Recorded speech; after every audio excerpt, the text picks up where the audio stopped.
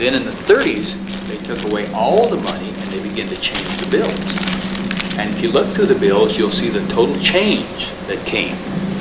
Because if you go through the top bill, you will have a 1928 bill that circulated along right with the 1922 gold note that you looked at a minute ago.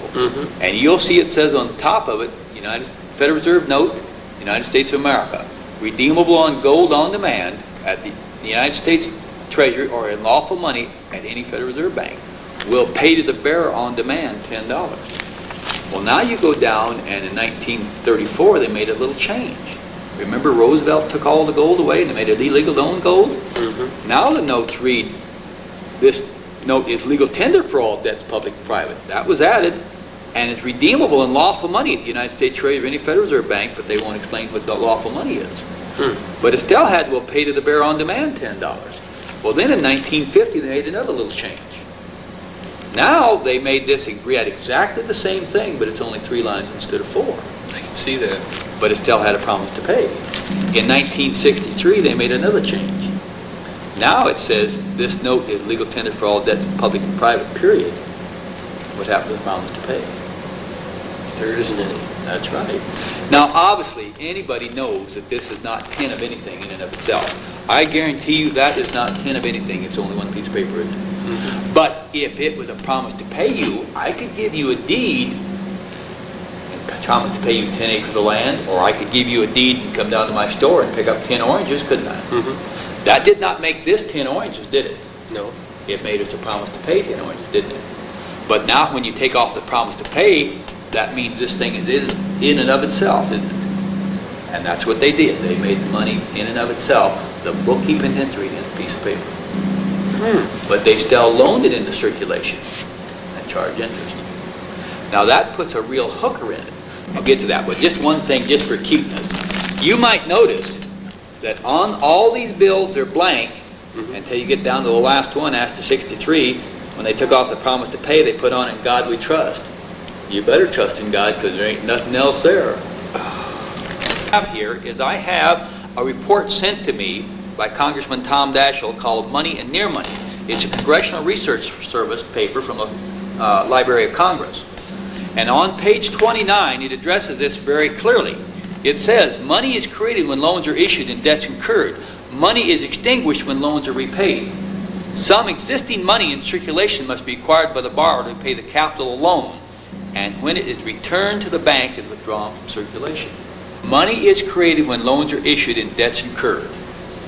Money is extinguished when loans are repaid.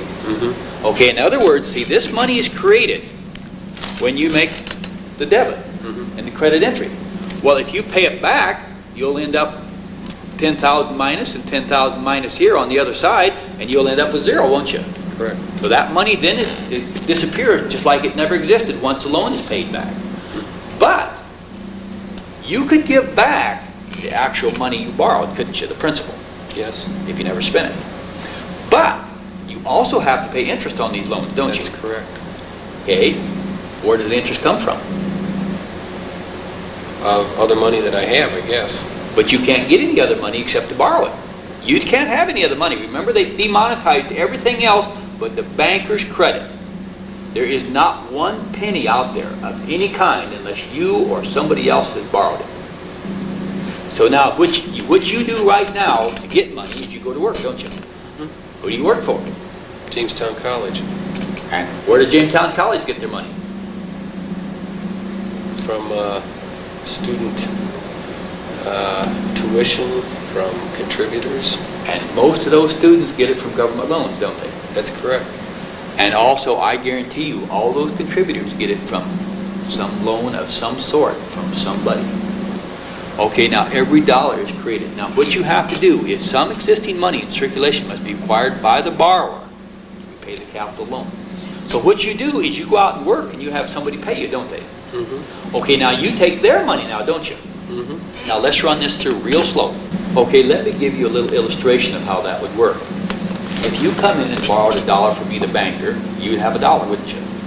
And if your neighbor borrowed $1, he'd have $1, wouldn't he? And if that went on 10 times, we'd have $10 in circulation, wouldn't we? But if each one of them, I charged each one of them 10% interest, they would each owe me $1.10, wouldn't they? That's correct. So they'd be $10 created and put into circulation, wouldn't there? But they'd be $11 debt, wouldn't there? That's correct. Okay, so if you was so tight you didn't even spend your dollar, you would still have to get 10 cents from your neighbor in order to pay me back, wouldn't you? Now, if you got 10 cents from your neighbor, we'll say you worked for him, or we'll just say that you took this pen and you made this pen and you sold it to him. Because you thought he needed a pen to, one of your students needed a pen to write. So you took this pen and you sold it to him for 10 cents. He'd get the pen and you'd get the 10 cents, wouldn't you? You could then go in and pay off your loan at the bank, couldn't you? Correct. Okay, if that money was taken out of circulation, your student would only have 90 cents, wouldn't he? But he'd still owe $1.10, wouldn't he? So what he'd have to do is go ahead and sell this pen to his buddy, wouldn't he? But now this time he'd have to sell that pen for 20 cents, wouldn't he? When he got 20 cents from his buddy, he could come in and pay off his debt, couldn't he? But if that money was taken out of circulation, his buddy don't have 80 cents. Yeah, he's in trouble. But he still owe $1.10. Now you're going to understand inflation for the first time. Most people really understand inflation. Because they've always tried to teach us is inflation is too much money chasing too few goods. When's the last time that you saw people go to the stores in Jamestown and buy everything there was on the shelves and stand around with money in their pocket and not know what to do? You've never seen it. When's the last time you knew that some of those people went down to the stores and come home and would still like to bought a few things, but they didn't have enough money? It's all the time. Do you think we've had inflation in the last 10 years? Obviously. Okay, so obviously that's not true, is it? But you know that if you had a hamburger stand, you'd have to buy your raw hamburger at one price, and you'd have to sell your cooked hamburger in a bun high enough to meet your operating costs, wouldn't you? Okay, if they raised your interest, you'd have to jack up the price of your hamburger, wouldn't you? If they Somebody's got to pay for it. That's right. And if they raised your taxes, you're also going to have a spread, aren't you, between your raw product and your finished product? Now you understand what inflation really is. It's everybody trying to add that $11 into their profit, into their price, in order to stay afloat. And that also understands why you see the farmers don't have near as much. They don't get this inflation like everybody else does, do they? They can't, because the raw product price has to stay down. Let me give you an illustration of how that, what I call, is really not inflation, but called the spread. Because I have a friend that bought a brand new car in 1923, and he gave $2,300 for it, a brand new Buick. And he sold his wheat that year for $2 a bushel. It cost him a little over 1,000 bushels of wheat to get that car. In early spring 1990, he bought another brand new Buick car. That car cost him $23,000, and he sold his wheat for $2.30 a bushel. It cost him over 10,000 bushels of wheat to get that car.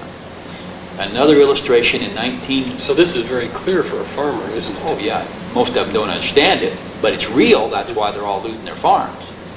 It's not because they're poor operators. It's because of the fact that when they debocked our money and put it into circulation as a debt rather than as a wealth to us, now in order to operate, they have to have money. And either they have to borrow it or they have to take it from somebody else who has borrowed it.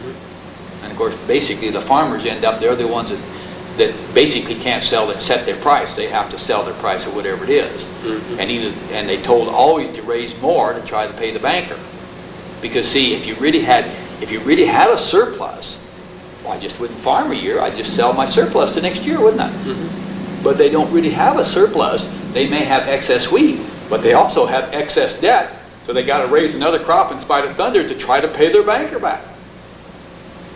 And I'm not saying banking is bad, I'm saying fractional banking is really bad. Because see, if they was actually loaning out somebody's savings like they're trying to tell us, there wouldn't be anything wrong with that. And if there was more money being created all the time as a wealth to pay that interest, that could even work. Of course, you wouldn't need the loans near so bad, would you? Okay, now to get back to this spread again.